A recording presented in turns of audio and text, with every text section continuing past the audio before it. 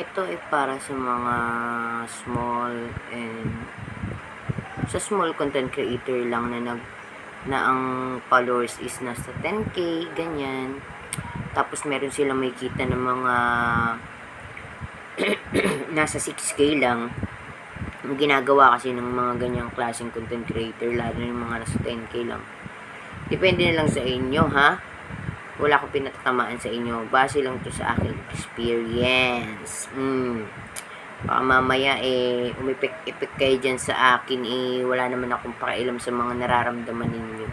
Base lang naman sa mga experiences ko, lalo na yung mga 10k followers pa lang, Diyos ko, yung running to 10k pa lang, Diyos ko, akala mo kapag nakakita sila ng sasabihin pa nila, liit naman ang bahay nito.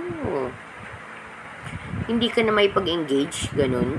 O sige, baka anak ka ng artista o baka artista ka, yun pwede. Kaya lang kung hindi ka naman artista, tapos nagpipiling ka, tapos yung edad ko, yung edad mo hindi naman ganun ka ano, diba? Para sa akin lang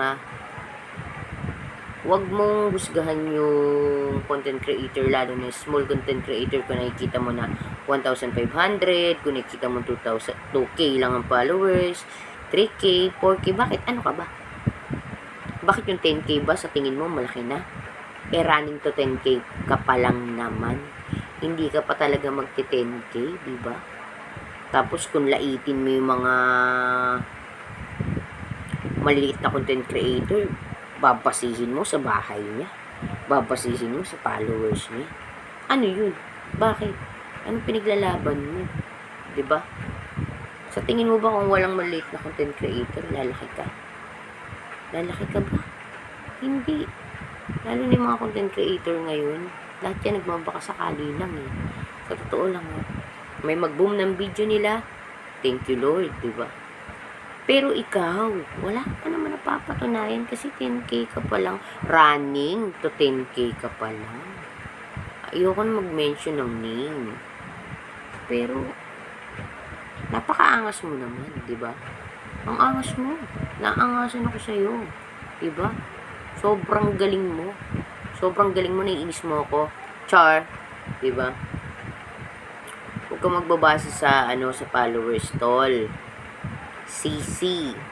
Lods. Yan, ang mga tawagan, diba?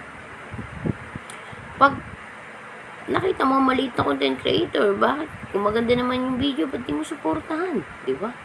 Ganun lang naman kasimple yun, kasi lahat ng mga video na nakikita mo ina-upload ng mga kapwa mo content creator, small content creator, is mga nag-e-effort yan. Nag-e-effort yan. Minsan, may makikita pa akong comment na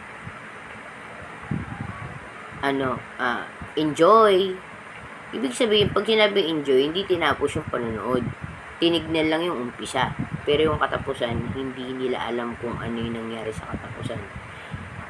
Kaya nga hindi ako nagbibigay ng caption na alam nila agad Para alam ko kung pinanonood nila yung video ko o hindi. Ganun, diba? Ngayon, pag alam ko na ganun lang yung mga comment, matik na, hindi pinanood ng buo yung video. Kasi, napaka-iksi. So, sa iksi nun, akala nyo ba kapag maiksi yung nilagay nyo, safe kayo? Hindi.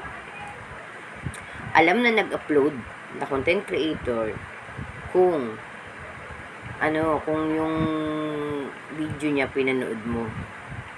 Kaya mga guys, yun lang yung sasabihin ko sa inyo. Mabuhay kayo. Mabuhay lang kayo hanggat gusto nyo.